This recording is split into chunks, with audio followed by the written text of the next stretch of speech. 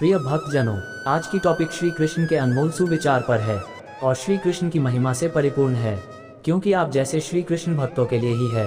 इस श्रीमद् भागवत गीता के लिखी गई सार और श्री कृष्ण के मुख बिंदु सुनने मात्र से मन मस्तिष्क राधे श्याम मुरलीधर माखन चोर के प्रति भक्ति भावना कई गुना आपकी अधिक बढ़ जाएगी।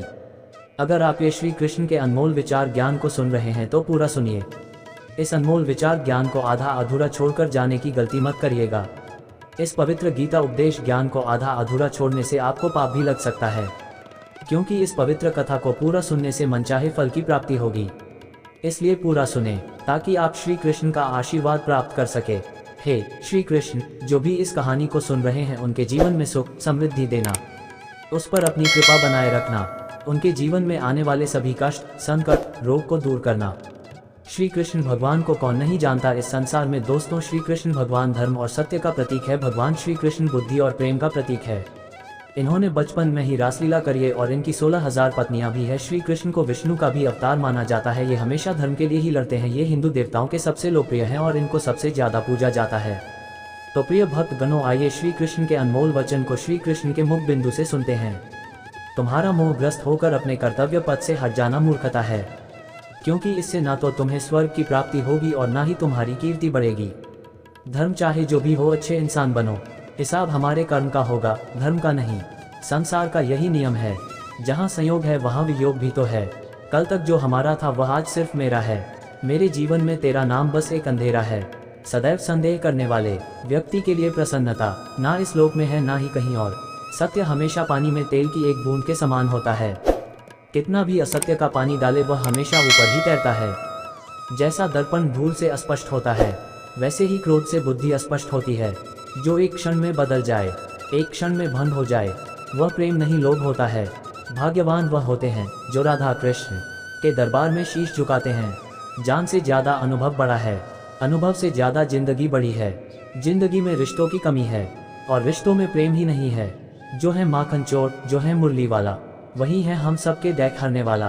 अपने जीवन में कभी भी ना किसी को आनंद में वचन दे, ना क्रोध में उत्तर दे और ना ही दुख में कभी निर्णय ले।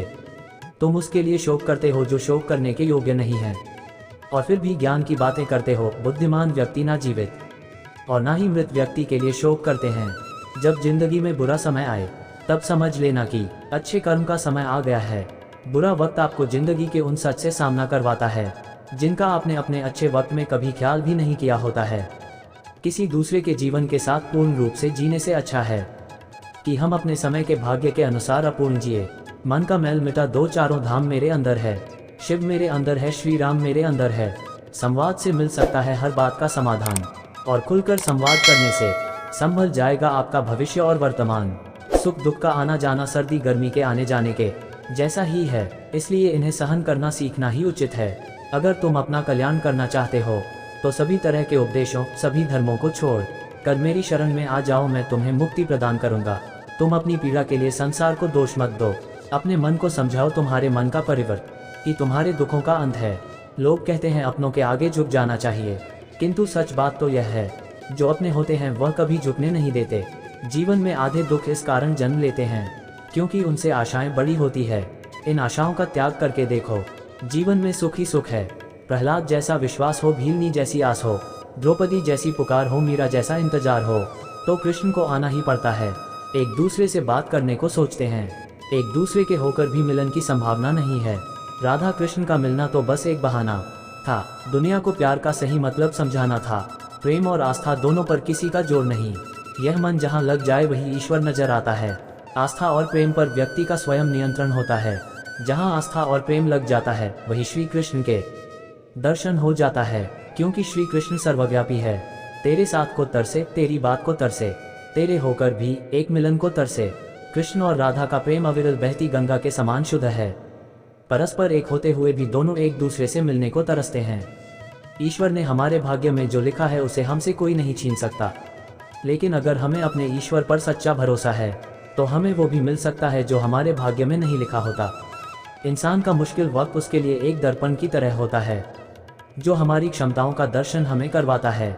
इस पूरे ब्रह्मांड में ऐसी कोई ताकत नहीं जो इंसान की इच्छाओं की पूर्ति कर सके, क्योंकि इंसान की इच्छाएं एक समुद्र के समान होती है जिसे कभी भी भरा नहीं जा सकता। जो दूसरों की तकलीफों को समझते हैं, जिनमें दया है, दिल से अच्छे हैं, उन्हें दोबारा जन्म लेना नहीं पड़ता। अगर कोई मनुष्य हमारे साथ बुरा कर रहा है तो उसे करने दो, यह उसका कर्म है और समय उसके कर्म का फल उसे जरूर देगा। लेकिन हमें कभी भी किसी के साथ बुरा नहीं करना चाहिए, क्योंकि यही हमारा धर्म है। दुष्ट लोग अगर समझाने मात्र से समझ जाते तो यकीन मानो महाभारत कभी ना होता। श्री कृष्ण कभी भी हमारा हाल नहीं पूछते, पर वो हमारी सब खबर रखते हैं। श्री कृष्ण अपने सच्चे भक्तों पे हर घड़ी नजर रखते हैं। अगर आप जीवन में असफल होते हैं तो आपको दोबारा प्रयास करने में कभी नहीं घबराना चाहिए, क्योंकि जब आप दोबारा प्रयास करते हैं तो आपकी शुरुआत सुनने से नहीं बल्कि आपके अनुभव से होती है। जिंदगी में सदैव अवसरों का आनंद लेना चाहिए, लेकिन किसी के भरोसे को तोड़कर नहीं। इस संसार में मनुष्य किसी भी रूप में बड़ा नहीं होता, बल्कि मनुष्य के पीछे जो ताकत खड़ी होती है वो ज़्यादा बड़ी होती है। मनुष्य अपने सच्चे हृदय से जो दान दे सकता है वह अपने हाथों से नहीं दे सकता, और मौन रहकर हम जो कह सकते हैं वह हम अपने शब्दों से नहीं कह सकते। अंतकाल में जो मनुष्य मेरा स्मरण करते हुए देह त्याग करता है वह मेरी शरण में आता है। इसलिए मनुष्य को चाहिए कि अंतकाल में मेरा चिंतन करें। जिस व्यक्ति के पास संतुष्टि नहीं है, उसे कितना भी मिल जाए वह असंतुष्ट ही रहेगा। श्री कृष्ण जी कहते हैं, जिस व्यक्ति को आपकी कद्र नहीं, उसके साथ खड़े रहने से अच्छा है आप अकेले रहे। यदि आप किसी के साथ मित्रता नहीं कर सकते हैं तो उसके साथ शत्रुता भी नहीं करना चाहिए। जब आपके जीवन के चारों ओर हताशा और निराशा हो, जब दुखों ने आपको हर जगह से घेर रखा हो, तब आप सच्चे मन से कृष्ण जी के नाम का दीपक जलाना और अपना सब हाल श्री कृष्ण को सुना देना। श्री कृष्ण स्वयं आपके सब दुख हरने आएंगे। प्यार और तकदीर कभी साथ नहीं चलते, क्योंकि जो तकदीर में होते हैं उनसे कभी प्यार नहीं होता, और जिससे हमें प्यार हो जाता है वह तकदीर में नहीं होता। खाली हाथ आए खाली हाथ वापस चले जाओगे। आज तुम्हारा है, कल किसी और का था, परसों किसी और का होगा। तुम जिसे अपना समझकर मगन हो रहे हो, बस यही प्रसन्नता तुम्हारे दुखों का कारण है। वह जो सभी इच्छाएं त्याग देता है, मैं और मेरा की लालसा तथा भावना से मुक्त हो जाता है, उसे शांति प्राप्त होती है। अगर व्यक्ति शिक्षा से पहले संस्कार, व्यापार से पहले व्यवहार और भगवान से पहले माता पिता को पहचान ले तो जिंदगी में कभी कोई कठिनाई नहीं आएगी। फल की अभिलाषा छोड़कर कर्म करने वाला पुरुष ही अपने जीवन को सफल बनाता है। स्वार्थ से रिश्ते बनाने की कितनी भी कोशिश करें वो कभी नहीं बनते हैं, और प्रेम से बने रिश्तों को कितना भी तोड़ने की कोशिश करें वो कभी नहीं टूटते। जीवन में समय चाहे जैसा भी हो, परिवार के साथ रहो। सुख हो तो बढ़ जाता है और दैक हो तो बढ़ जाता है। जब आप प्रभु के साथ जुड़ जाओगे तो आपकी परीक्षा आरंभ हो जाएगी। कुछ लोग इसे दुख समझते हैं तो कुछ लोग प्रभु की कृपा बुरे कर्म करने नहीं पड़ते हो जाते हैं और अच्छे कर्म होते नहीं करने पड़ते हैं। अहंकार मत कर किसी को कुछ भी देकर, क्या पता तू दे रहा है या पिछले जन्म का कर्जा चुका रहा है। प्रेम और आस्था दोनों पर किसी का जोर नहीं, ये मन जहाँ लग जाए वही ईश्वर नजर आता है। जीवन में आधे दुख इस कारण जन्म लेते हैं क्योंकि हमारी आशाएं बड़ी होती है। इन आशाओं का त्याग करके देखो, जीवन में सुख ही सुख है। राधा ने श्री कृष्ण से पूछा, प्यार का असली मतलब क्या होता है? श्री कृष्णा ने हंसकर कहा, जहाँ मतलब होता है वहाँ प्यार ही कहा होता है। जीवन ना तो भविष्य में है और ना ही अतीत में, जीवन तो बस इस पल में है, केवल इस पल में।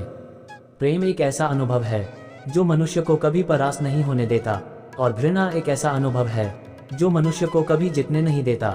इस संसार में मूर्ख व्यक्ति, अधर्मी, अज्ञानी व नास्तिक प्रकृति का व्यक्ति मेरी शरण स्वीकार नहीं कर सकता।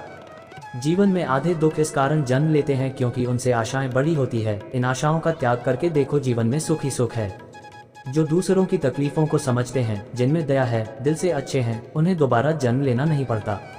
यदि कोई व्यक्ति प्रेम से, भक्ति से पुष्प, फल, जल भी मुझ पर चढ़ा दे तो उसी भाव से उसे स्वीकार करता हूँ, वह मेरा प्रिय भक्त होता है।